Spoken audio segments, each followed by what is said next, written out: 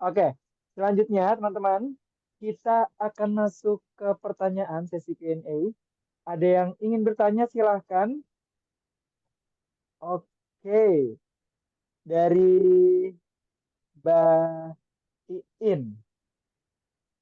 Mbak Iin, silakan Mbak. Kita diskusi bareng, bisa langsung menyalakan suaranya, mic-nya, di unmute. Terima kasih, Kak. Ya, mau nanya, tadi kan ada batasan untuk cerpen itu 1.000 sampai 5.000 ya, Kak. Berarti nanti untuk pengembangannya itu boleh sampai 5.000 ya. Karena terus terang kemarin itu saya hanya bercerita aja, mengalir begitu. Eh, Belum ada dialog-dialog yang mendukung seperti itu.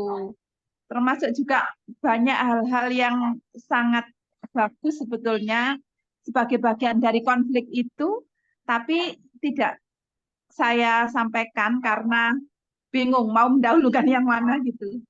Terima kasih. Seperti itu, Kak. Oke, baik, silakan Mbak. Bisa langsung menjawab, Mbak Drindi. Ya, terima kasih Bu Iin atas pertanyaannya. Untuk sebenarnya untuk revisi boleh nggak sih dikembangkan sampai 5.000 kata? Saya akan kembalikan lagi ke eh, Bu Iin untuk apa sebenarnya yang ingin disampaikan dalam cerita tersebut. Jangan sampai yang tadinya malah tadi yang udah singkat dan padat, terus malah jadinya dipanjang-panjangin. Tapi kalau memang ada yang perlu diperkuat atau menurut Ibu, ini bagus nih gitu, itu sebenarnya sah-sah aja ya. Tapi kalau memang harus dipatok sampai 5.000 kata, sebenarnya ya tergantung kebutuhan cerita. Kan nanti juga tadi ada disampaikan nanti ada editors klinik ya. Editors klinik yang nanti Agustus di tanggal Agustus bulan bulan Agustus sorry tanggalnya mungkin nanti akan dikabari lagi ya oleh teman-teman dari KKN Akademi. Ya. Ya, untuk Mbak, nanti akan ada editor ini di tanggal 10 Agustus. Nanti di situ kita akan pas lebih lanjut kelanjutan yang disampaikan oleh teman-teman. Seperti itu. Baik. Bagaimana Mbak Iin, sudah terjawab ya Mbak Iin? Iya, terima kasih, Kak, responnya. Jawaban. Sama-sama. Oke, selanjutnya ini sudah ada pertanyaan dari Mas Direk Satria. Mas mau bertanya langsung, silahkan bisa langsung di unmute untuk Zoom-nya.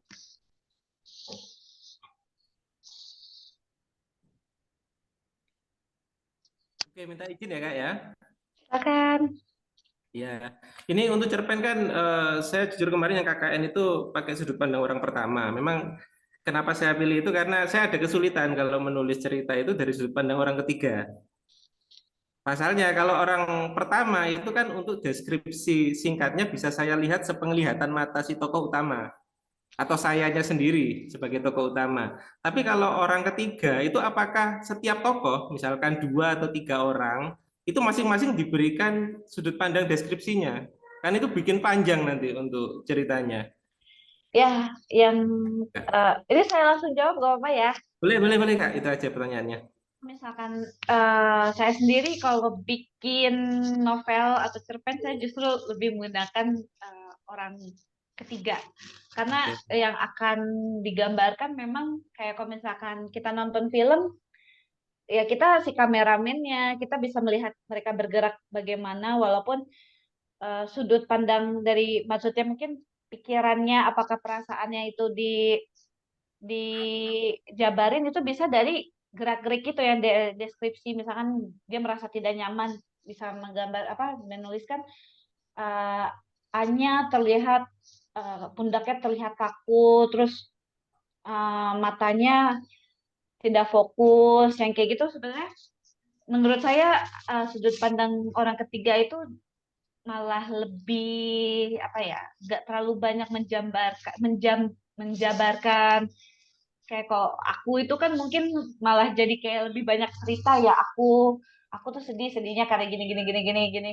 kalau sudut orang ketiga ya sedih udah gitu matanya ini gitu dan apa semua tokoh wajib diberikan deskripsi pandangannya sebenarnya itu apa signifikan nggak untuk alur ceritanya gitu apa yang ingin disampaikan kalau misalkan nanti terlalu fokus sama deskripsi pandangannya tokoh gitu.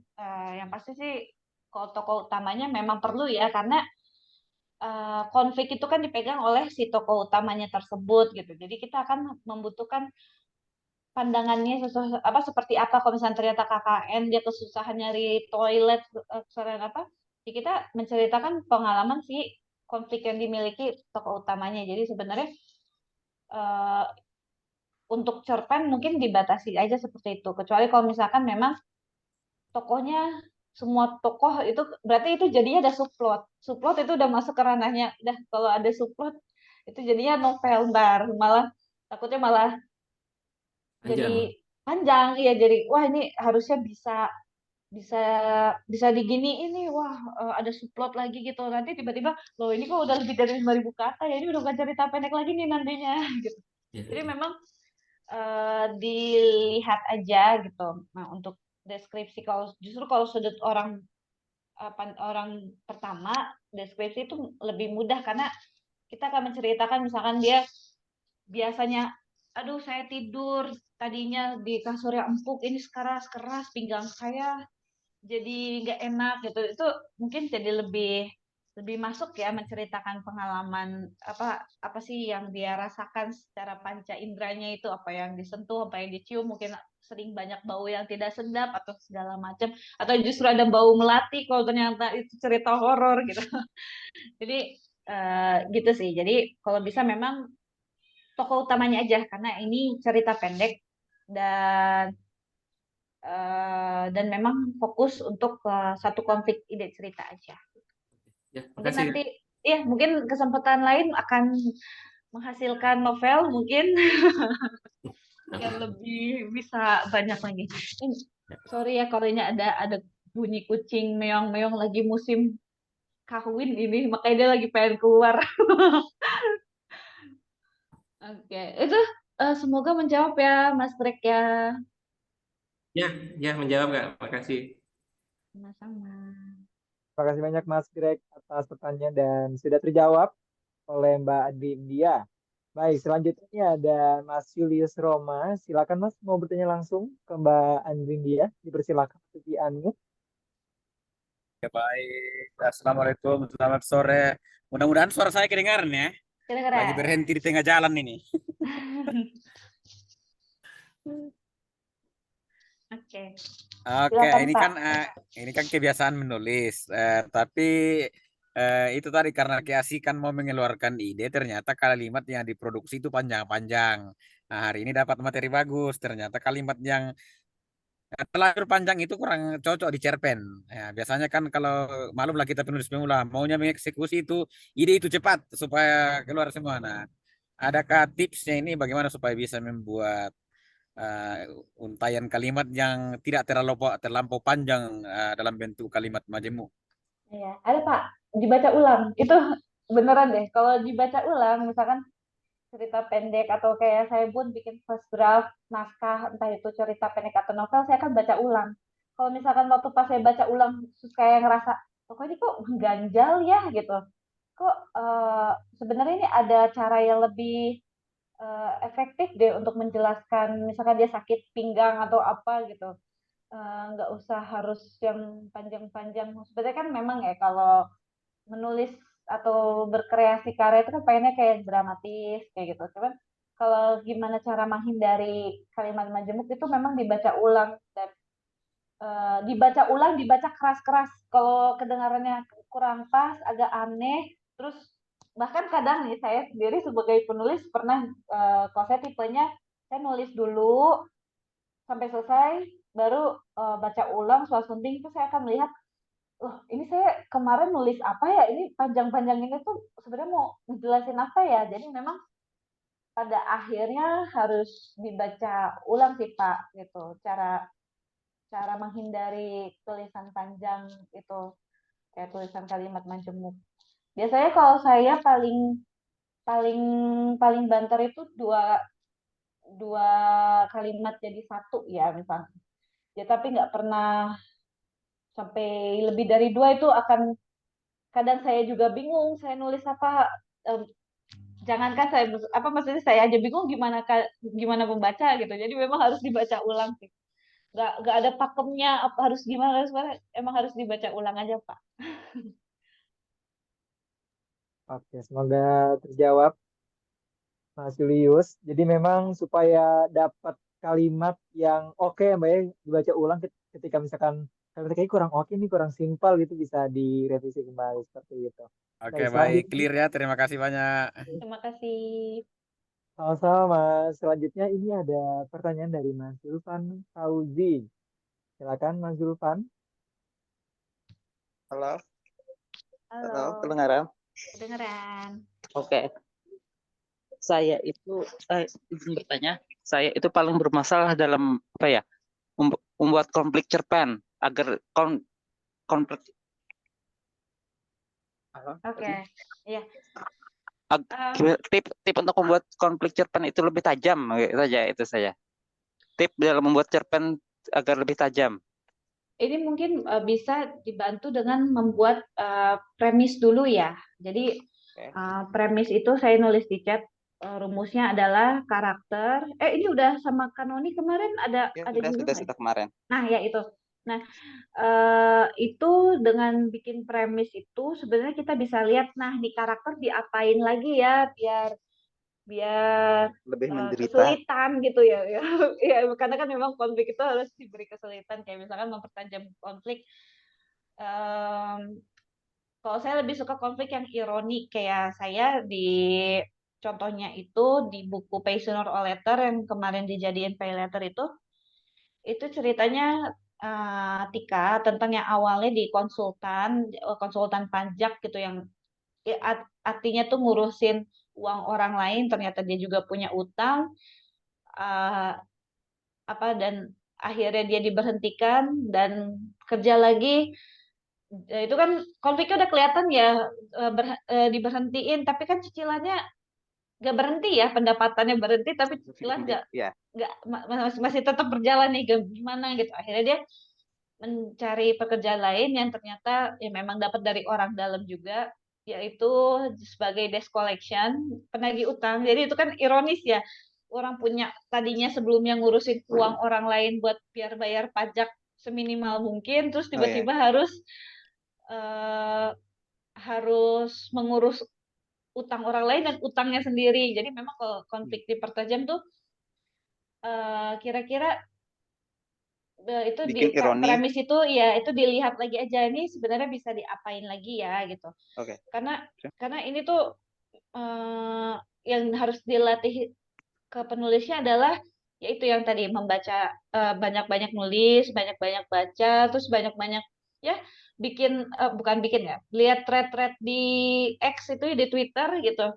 Itu juga bisa ngeliat, oh ini orang konflik seru amat ya, kayaknya kalau dijadiin cerita kayak gini-gini juga bisa deh, misalkan kayak gitu. Jadi memang seenggaknya untuk mempertajam konflik cerpen itu kita harus punya premisnya dulu. Jadi nanti dari premis itu kita bisa lihat kira-kira ini toko bisa diapain lagi ya, dikasih kesulitan apa lagi ya. Walaupun sebenarnya yang pasti tidak keluar dari plot utama yang ingin disampaikan juga gitu. Kira-kira seperti itu sih. Oke. Terima kasih Kak. Ya, Paham. sama-sama. Semoga membantu ya menjawab. Ya, makasih. Baik, terima kasih banyak Mas Zulfan. Selanjutnya di sini ada Mbak Suci yang ingin bertanya. Silakan Mbak Suci. Oke, Baik, saya bantu. izin bertanya. Ya, silakan. Nah, Ya. ini menggantung nih, izin bertanya tapi menggantung. Nah, ini nih. Tanya pertanyaan. Saya itu agak kesulitan untuk membuat ending cerita gitu Kak. Soalnya tuh kadang udah selesai ceritanya, terus waktu dibaca ulang tuh ternyata kayak masih nggak puas sama ending ceritanya gitu Kak. Untuk membuat ending cerita yang merasa kayak nanti pembacanya itu nggak merasa ini kok kayak konfliknya belum selesai, itu gimana gitu. Terima kasih. Oke, berarti itu di bagian resolusinya ya. Jadi kan tadi rumus premis itu ada tokoh, hambatannya apa punya keinginan, hambatannya apa, terus resolusinya apa yang dilakukan sampai ini. Nah, itu gimana cara tidak menggantung? Ya berarti hambatan dan keinginannya itu sudah selesai gitu. Jadi entah keinginannya memang tidak bisa, karena kan ada keinginan tapi ternyata ada hambatan, itu dia jadi tahu kebutuhannya apa. Jadi gimana cara membuat ending tidak menggantung di konflik-konflik itu ya memang sudah diselesaikan. Jadi walaupun konfliknya sudah selesai, ceritanya tidak selesai, sebenarnya tidak apa-apa ya. Walaupun tapi bukan tanggung-tanggung yang memang disengajakan oleh penulis. Kayak misalkan saya sukanya genrenya roti alias romance tipis. Jadi tuh saya nggak pernah tuh ngasih lihat apakah tokoh itu jadian atau tidak, karena bagi saya yang saya mau menonjolkan adalah konflik utamanya, misalkan kayak apakah si Tika itu menyelesaikan utang-utangnya gitu. Jadi memang dari itunya sih, memang kepengen yang diceritakan tuh apa, kira-kira itu udah lengkap belum, udah karena penulis saya yang paling tahu ya gitu. Apakah ini cerita kayaknya udah oke atau belum gitu. Kurang lebih sih gitu, kayak memang si apakah tokoh itu berhasil mendapatkan keinginannya atau kebutuhannya gitu. Sebenarnya ya itu ya, jadi konfliknya selesai tapi kok ternyata ada yang belum selesai, itu ya kalau memang disengaja kan nggak apa-apa gitu. Kurang lebih gitu. Semoga menjawab ya, takutnya malah saya jawab malah makin bingung. Oke, baik. Terima kasih banyak, Mbak Terima Nindya. kasih. Ya, Mbak Suci. Selanjutnya ada Kang Cep. Kang Cep mau bertanya boleh, Kang. Silakan langsung dinyalakan aja untuk mic-nya, Kang. Saya sebaliknya, Ya, mangga, Kang. bagaimana membuat pesan ketika membuat cerita yang menggantung penasaran si pembaca. Oh, ini Kalau sama ya? itu kalau itu Beda. Yang tadi dibanding tidak dengan seri-seri. yang tadi tidak menggantung, yang ini justru mau yang Nah, menggantung akhir kalau itu ceritanya. iya, saya ingin belajar bagaimana menulis cerita yang menggantung. Ini kita itu membuat penasaran pembaca. Karena dia apa namanya? Jadi memang bikin akhir cerita yang open ending ya. Kayak kemarin saya sempat baca yang KKN punya Pak Heri Widianto yang mati suri, betul kalau nggak salah ya. Jadi itu menurut saya termasuk akhir cerita yang menggantung, tapi memang ceritanya selesai gitu. Kita bisa lihat dia mati suri, tapi setelah selesainya apa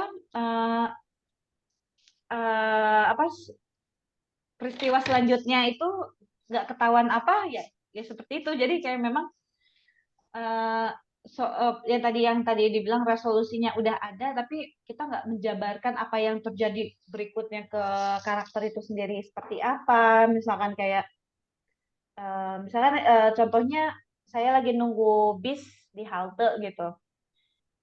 Saya lihat udah malam kok nggak datang datang nih bis gitu, takut gitu. Ini ceritanya genrenya horor. Terus ini gimana ya, ada dengar suara yang nggak enak, terus tiba-tiba ada wangi-wangi yang menyerbak gitu. Terus terus dari kejauhan saya melihat ada dua lampu mobil gitu.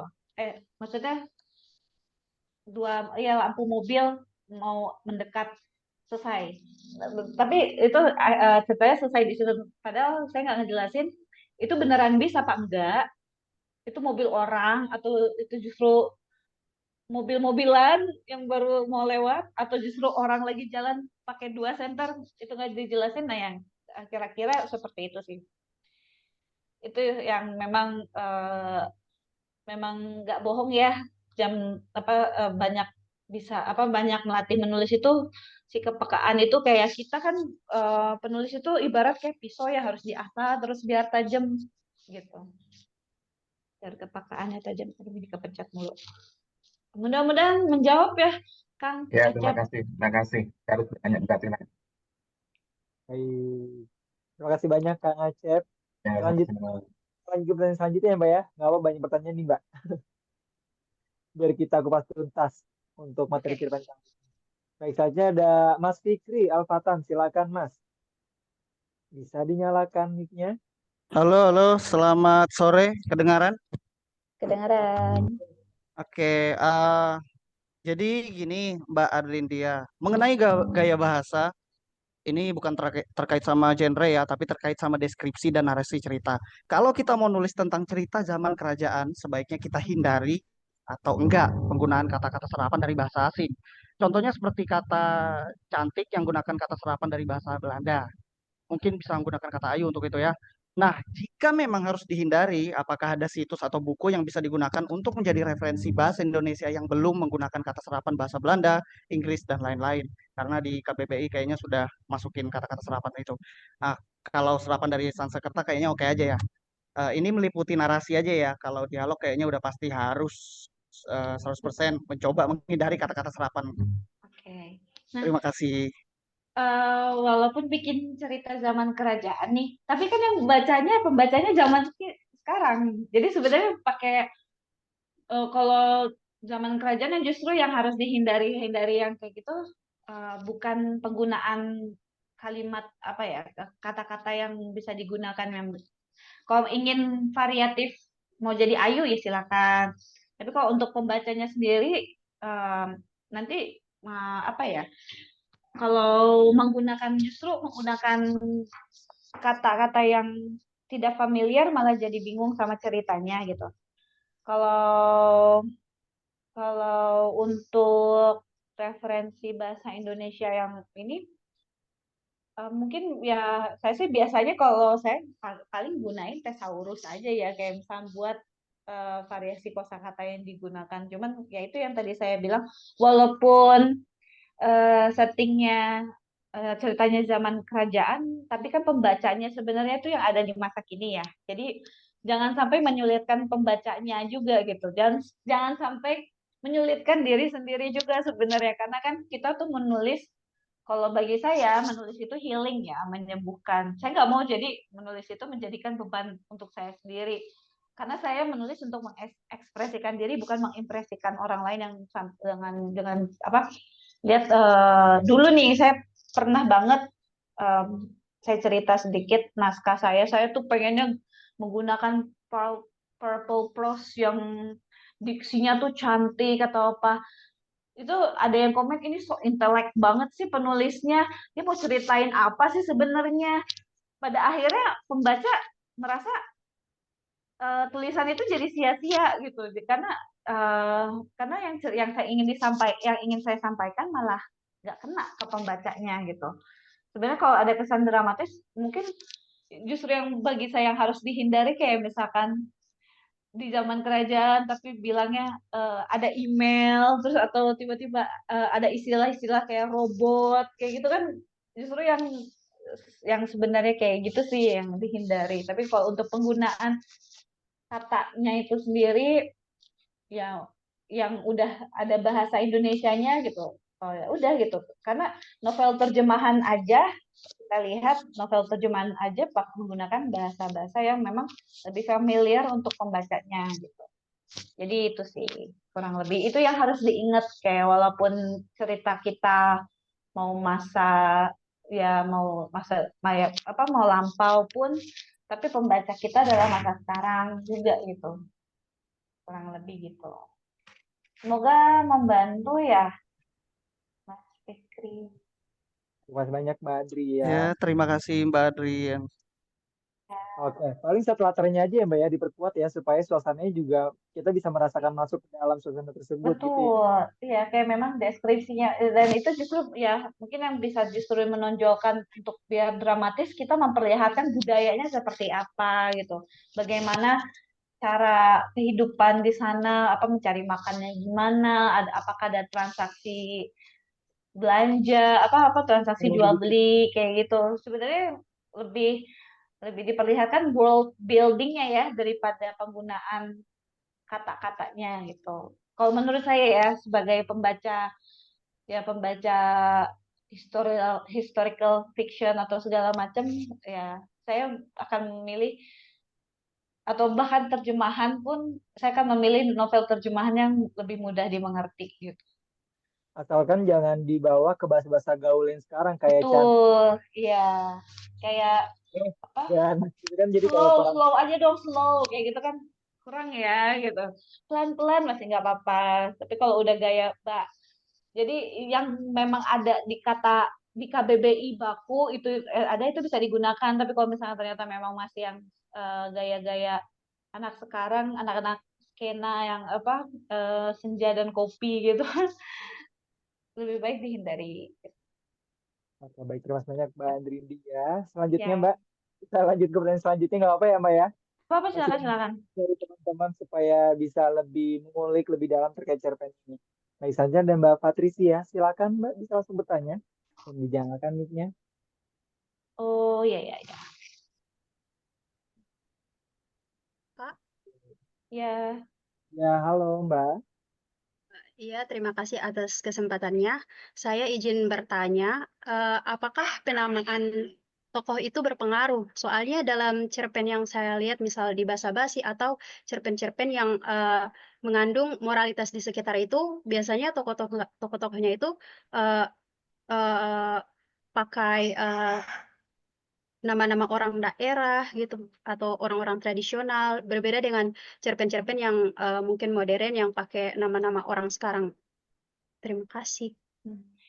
sebenarnya apakah itu pengaruh sebenarnya ya, karena kalau misalkan ternyata dilihat lagi dari ceritanya settingnya di mana, eh, itu nama itu juga bisa memperlihatkan setting waktu dan setting tempat untuk sebuah cerita ya, walaupun cerita.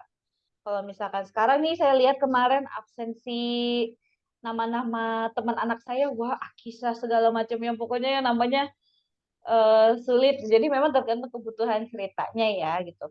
Kalau misalkan memang KKN, saya cerita KKN di desa itu tapi namanya Roberto, mungkin itu agak kurang pas gitu. Jadi memang dilihat lagi apa dari settingnya juga gitu. Dan kalau cerpen-cerpen lainnya yang cenderung modern berarti memang kalau saya lihat saya sendiri pakai nama-nama untuk bikin apa naskah novel pun saya kan menggunakan nama yang memang ada ya. Kalau justru kalau untuk saya sendiri saya akan memberi nama tokoh saya itu yang memang akrab, gampang familiar ya di di masyarakat kayak Tika, dari kan Tika itu dari Kartika segala macam, terus sama enggak yang pasti jangan sampai apa dua tokoh dalam satu cerita itu namanya agak mirip, kayak misalnya Andi sama Andri.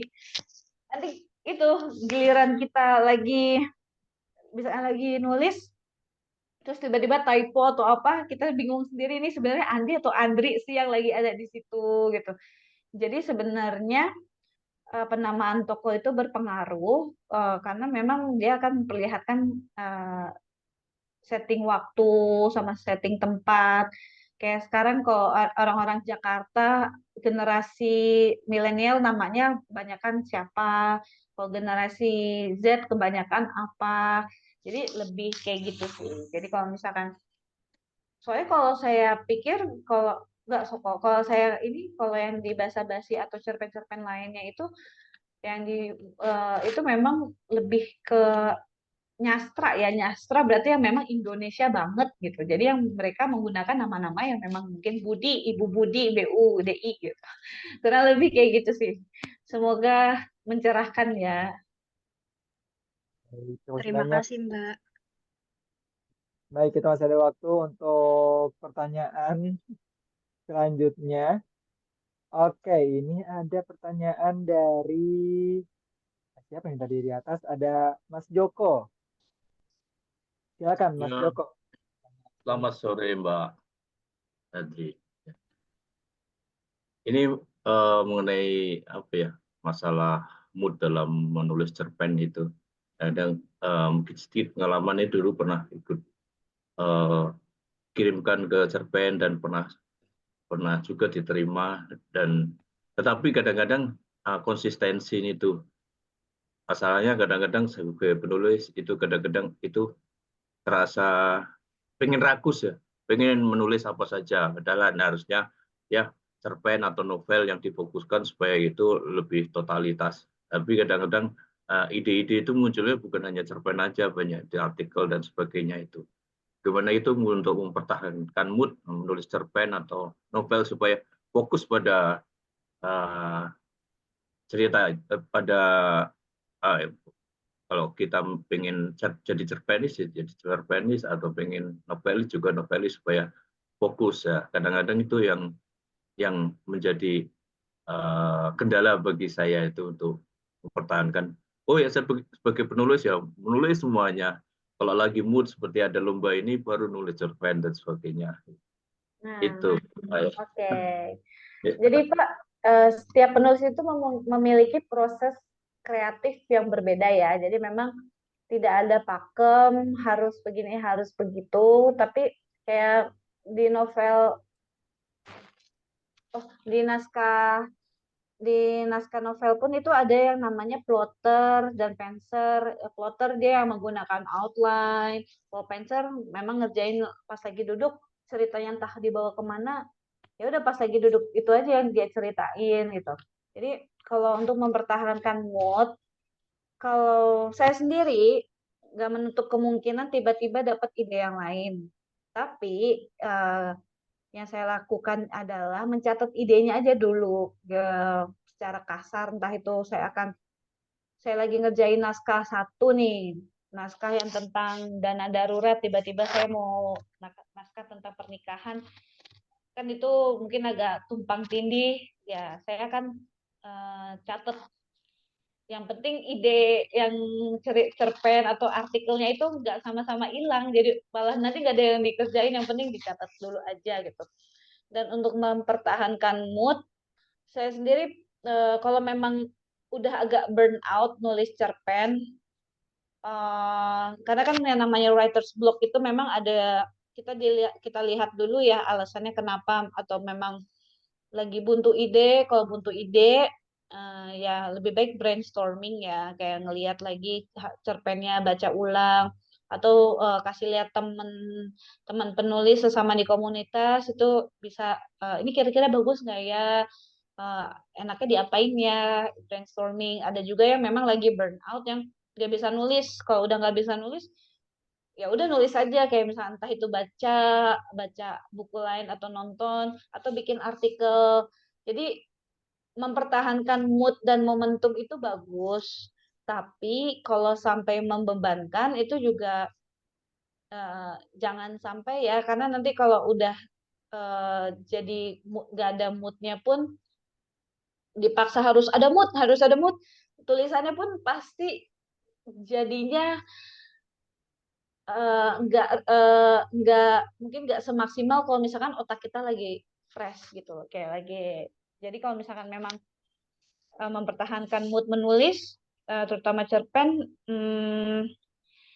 ya kalau yang penting idenya dicatat dulu aja sih, jangan sampai hilang gitu. Kalau memang tapi menciptakan momentum untuk menulis itu emang harus butuh disiplin ya, kayak kita memang bukan nyari nunggu waktu luang, tapi meluangkan waktu gitu. Jadi memang harus ada target juga ya Mbak ya Ya, dalam gitu. tapi kalau misalkan memang ada ide yang lain, jadi catat dulu aja, jangan sampai hilang gitu. Sayang ide itu. Oke, terima kasih. Ya terkadang ide banyak sekali, tapi waktu di jalan tiba-tiba udah kecatat, terus di rumah udah apa tadi idenya lupa. Ya, pokoknya saya kalau ada dapat ide, lagi ngobrol nih misalnya sama suami saya, tunggu dulu Pak, saya bentar mau nyatet dulu gitu. Gitu atau apa gitu. Baik, semoga terjawab ya Mas. Oke, terima kasih ya, terima kasih.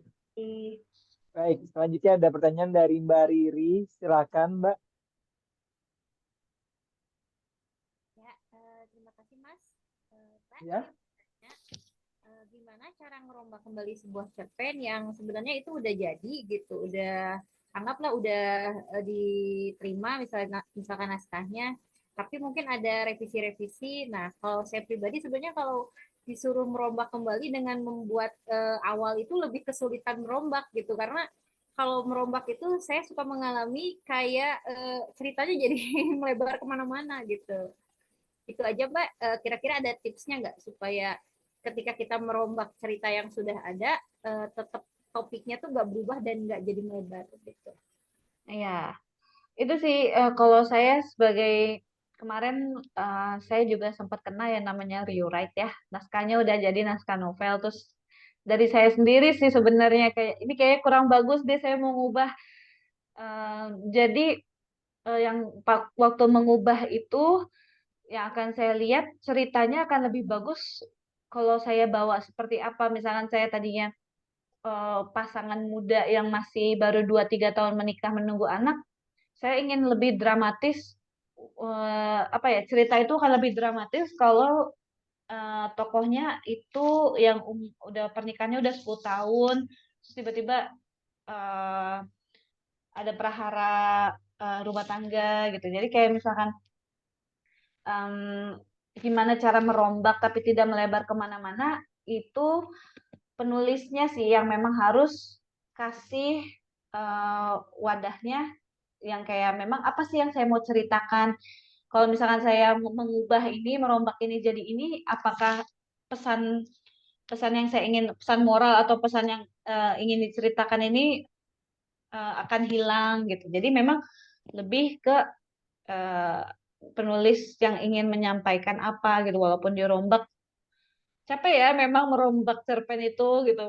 Apalagi ya pokoknya mengubah tuh yang apa yang kita merasa itu sebenarnya udah cukup, oh ternyata setelah baca ulang oh ternyata lebih bagus memang dirombak seperti ini, entah itu akan lebih menonjolkan alur ceritanya gitu sih.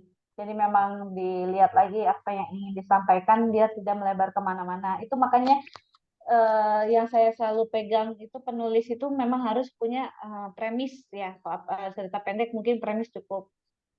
Kalau penulis novel biasanya saya akan bilang bikin sinopsis. Cuman panjang sinopsis ini kadang sama aja kayak panjangnya cerpen. Jadi kalau cerpen premisnya aja deh gitu. Biar premis itu akan menjadi pedoman, panduan untuk penulis biar nggak kemana-mana sebenarnya. Gitu. Baik, semoga terjawab Mbak Riri. Jadi memang kita harus ada pakemnya ya Mbak ya. Akhir cerita itu mau seperti apa supaya nggak melebar kemana-mana. Kayak gitu.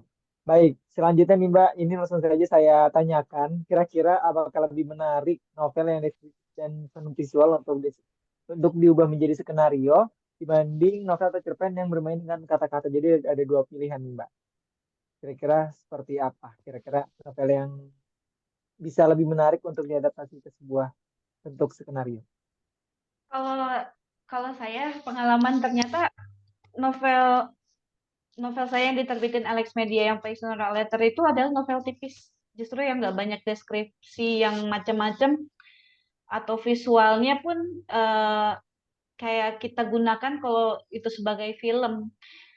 Justru yang akan kebentuk skenario itu adalah ide ceritanya.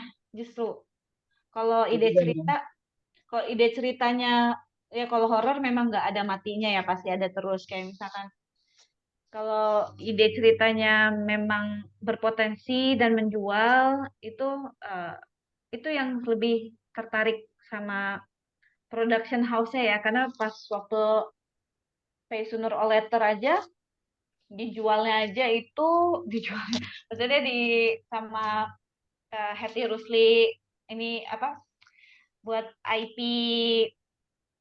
buat apa Ali Wahananya, dari judulnya aja itu sebenarnya katanya udah bisa dijual. Ini Passioner Letter tentang apa? Tentang orang terlibat pay letter. Wah, pay letter ternyata kan memang lagi banyak ya, lagi banyak di ya apa masyarakat Indonesia disuruh kalau ada pay letter dapat promo banyak gitu, diskon, disuruh konsumtif gitu. Jadi kayak sebenarnya apakah novel yang deskriptif atau visual yang lebih mudah, sebenarnya ke ceritanya sih, ke apa ide ceritanya gitu. Karena skenario sendiri itu nggak banyak deskripsi, justru kayak Adrin lagi duduk di ruang kerja, lagi ngasih seminar, lagi bootcamp KKN kreator. Skenario cuma menjelaskan begitu aja gitu. Jadi sebenarnya yang lebih mudah diadaptasi ke bentuk skenario itu apa? Sebenarnya yang memang ceritanya sih gitu. Oke, dan kira-kira GWP kapan nih Mbak? Kira-kira bulan depan bisa apa enggak dan bagaimana caranya? Buat submit. Oh ya, boleh. Tunggu aja, yang pasti Gramedia Writing Project itu akan mengadakan open submission,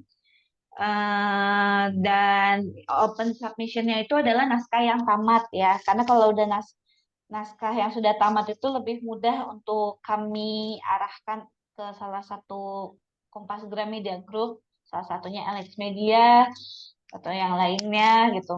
Jadi yang penting siapkan naskah tamat dulu aja. Naskah tamat, premis, sinopsis, nah itu udah disiapin. Jadi kalau udah ada, karena kenapa open submission itu kayak cuma 1 hari dan kayak tiba-tiba dadakan itu, karena memang kita mau nyaring yang naskah yang tamat gitu. Begitu.